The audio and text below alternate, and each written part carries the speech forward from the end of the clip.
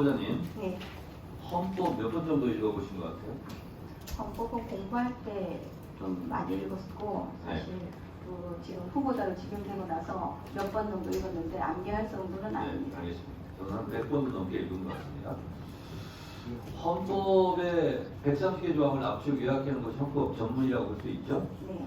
헌법 전문의 첫 번째 정신은 3.1운동으로 건립된 대한민국 임시정부의 법통, 두 번째가 4.19 민주이념 계승, 그 다음에 민족대단결, 그 다음에 사회적 구축과 악습 타파, 기회 균등, 민족문화 창달, 그리고 세계평화, 인류애, 뭐 이런 거 아니겠어요? 네. 전문에 이렇게 나와 있죠. 네. 대한민국 헌법 정신의 첫 번째 정신은 그래서 항일 정신, 반일 정신이라고 볼 수가 있겠죠. 네. 일제강점기를 통해서. 그리고 나서는 부패한 권력에 대해서 이승만 초대 대통령을 하야시킨 4.19 민주이념을 계승하고가 두 번째 정신입니다. 네. 그리고 세 번째가 남북 화해, 민족 대단결 정신이고, 그 다음에 사회적 구축과 악습을 타파하는 것, 이렇게 될 수도 있어요. 자, 그런데 후보자께서 헌법을 여러 번 읽어보셨다니까 제가 말씀드리겠는데, 헌법에 오타가 있는 거 알고 계십니까? 그거까지는 발견하지는 못했습니다. 자, 헌법 72조, 헌법 130조에 오타가 있습니다. 72조는 중요 정책을 국민투표에 붙일 수 있다. 그래서 두에다가 힐 받침입니다. 네. 그렇게 되어 있습니다. 오타입니다. 아, 그러네. 오자예요. 편지를 붙이다. 국민투표를 붙이다. 그러면 힐 받침이 붙으면 안 됩니다. 우표를 편지지에 붙여 할 때는 티엇이 들어간 거고요. 편지를 붙이다 할 때는 티엇 붙임을 쓰면 안 되죠. 네. 이게 명확한 오타입니다. 130조 2항에도 헌법 개정안 국회가 의결하는 30일 이내에 국민투표에 붙여 이렇게 되어 있습니다. 이것도 오타입니다. 아셨습니까? 네. 알겠습니다. 예전에 위치 몰랐죠? 네. 네. 자, 제가 헌법 정신 첫 번째 정신을 항일 정신이라고 제가 얘기했는데, 우리 헌법에는 일본식 표현이 너무 많습니다. 제가 21대 국회 교육위를 하면서 일제 용어를 일제 정리한 바가 있습니다. 100개가 넘는 법을 개정안을 해서 실제로 법이 개정이 됐어요. 그리고 각 초등학교, 중학교, 고등학교, 대학교에 아직도 일제 우길기가 모표로 사용되는 경우도 너무 많습니다. 그래서 광주일고 교가 가사도 바꿨습니다. 그러니까 교육감을 대상으로 진보 보수를 막론하고 일제 잔재 용어 이걸 정리해라. 그래서 정리하는 작업이 거의 마무리되고 있는 걸로 알고 있습니다. 자, 그런데 헌법에 이렇게 오타가 있을 뿐만 아니라 유은혜 의원이 의뢰한 헌법의 오류사항을 발표했는데요. 전체 30개 조문 중 29%인 최소 30개 조문 53곳에서 일본식 용어가 아직도 남아 있습니다. 예를 들면 기타 이걸 등으로 하면 된답니다. 그런데 이것이 25번 반복되고 있어요. 제12조 7항 중 기망, 기타의 방법에 의하여 제29조 2항 중 군인, 군무원, 경찰, 공무원, 기타 법률이 정하는 자가 이런 등등의 기타가 나와 있고요. 또 지금은 쓰지 않는 일본식 잔재 당해라는 말이 있습니다. 이거 보신 적 있습니까? 예. 네. 당해 사건이 당해 행정기관 이건 그냥 이 행정기관은 이렇게 해도 된다는 거예요. 우리말로. 그리고 응하다는 표현도 사실상 일본식 잔재랍니다. 이거는 너무 많아요.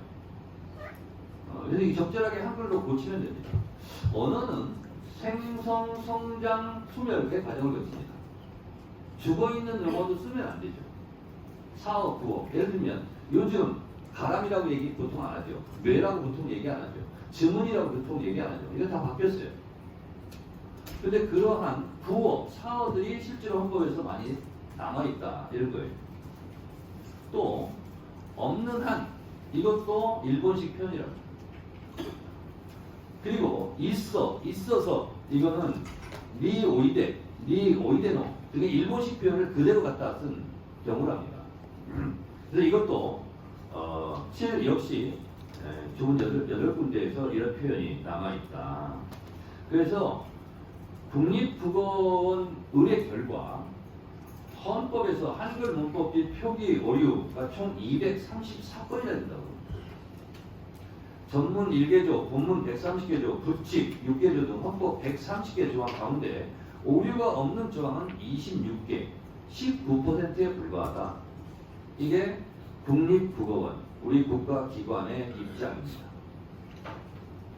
그리고요, 문장오류도 있더라고요. 그러니까 한번 제가 읽어보겠습니다. 제67조 4항 대통령으로 선거될 수 있는 자는, 부장님, 네.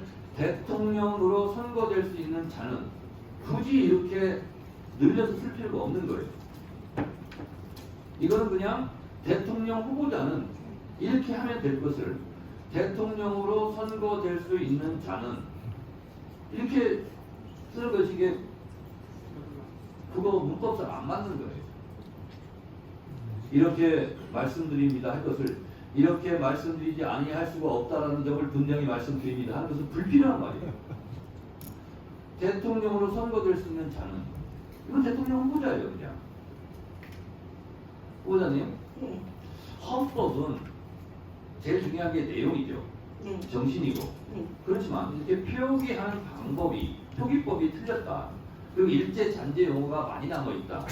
그런데 헌법 전문의 최초의 정신은 반일 항일 정신이라면 아직도 일제 잔재 용어를 헌법에서 사용하고 있다.